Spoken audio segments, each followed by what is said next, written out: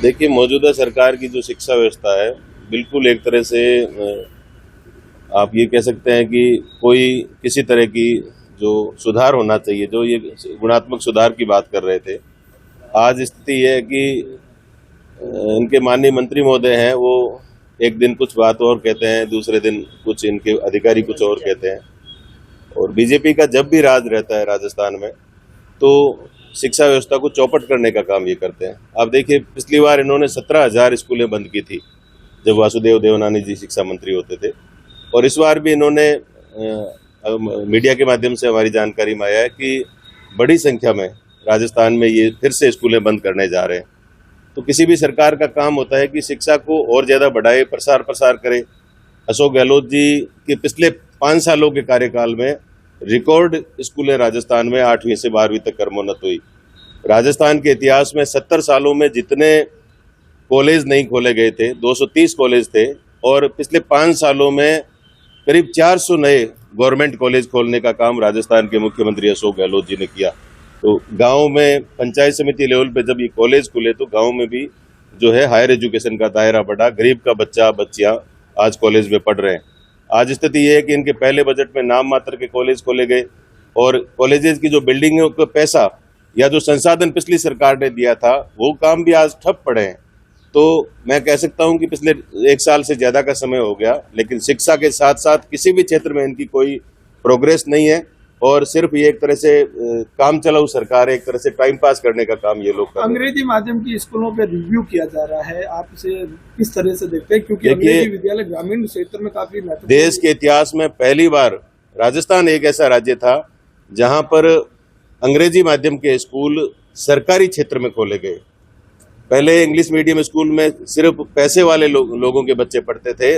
आज free English की पढ़ाई ग्रामीण क्षेत्रों में हो, शहरी क्षेत्रों में हो, Mahatma Gandhi English medium school के माध्यम से आज जो खोले गए, उनके माध्यम से आज इंग्लिश मीडियम स्कूल गरीब का बच्चा, किसान का बच्चा भी पढ़ रहा है। और उन स्कूलों पर भी ये लोग अंगुली उठा रहे हैं। उन स्कूलों को सुदृढ़ करना, उनमें और संसाधन उपलब्ध कराना, नई स्कूलें खोलना, वो तो दूर की बात रही। और जो इंग्लिश मीडियम स्कूल कांग्रेस सरकार ने खोले थे, उनको बंद करने का काम कर रहे हैं।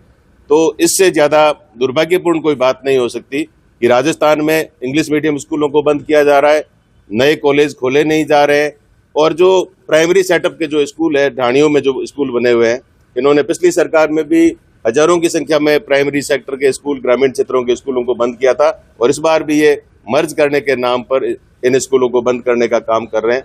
तो मैं समझता हूं कि राजस्थान में, राजस्थान ही नहीं बल्कि पूरे देश में शिक्षा को बढ़ावा देना सरकार की सर्वोच्च प्राथमिकता होनी चाहिए।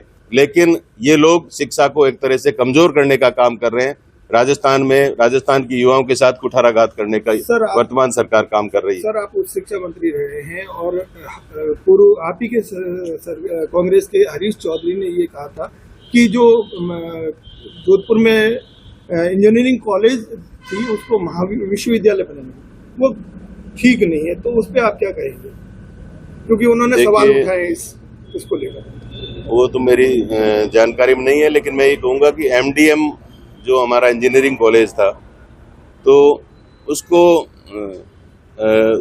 एक तरह से विश्वविद्यालय का दर्जा, क्योंकि हमारा जोधपुर का जो ये इंजीनियरिंग कॉलेज है, ये एक तरह से अपने आप में अलग पहचान रखता है, और इस इंजीनियरिंग कॉलेज को विश्वविद्यालय का जो दर्जा दिया गया, निश्चित रूप से इंजीनियरिंग को बढ़ावा देने के लिए, और जोधपुर संभाग में इंजीनियरिंग के क्षेत्र में हमारे बच्चे और अच्छी शिक्षा ग्रहण कर सके, उस सोच के साथ ये दिया गया था। और इस सरकार को भी उस इंजीनियरिंग विश्वविद्यालय को आगे बढ़ाना चाहिए।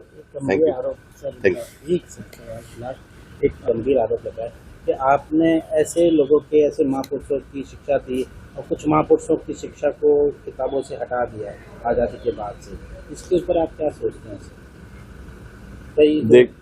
देखिए, मैं तो वैसे हायर एजुकेशन का मिनिस्टर रहा हूं, लेकिन मैं ये कह सकता हूं कि महापुरुषों की को बच्चे पढ़े, ज़्यादा से ज़्यादा पढ़े, और उनसे प्रेरणा ले। तो इस संबंध में हमारी सरकार ने हमेशा महापुरुषों को बढ़ावा ही दिया है। और आपने जो बात कही है वो मेरी जानकारी में नहीं है, और मैं समझता हूं कि महापुरुष वो व्यक्तित्व होते हैं जिनसे हमारी आने वाली युवा पीढ़ी प्रेरणा ले। और इस संबंध में शिक्षा के सुदृढ़ीकरण के लिए बहुत सारे काम हमारी सरकार में हुए हैं। और हटाने का काम तो ये सरकार कर रही है।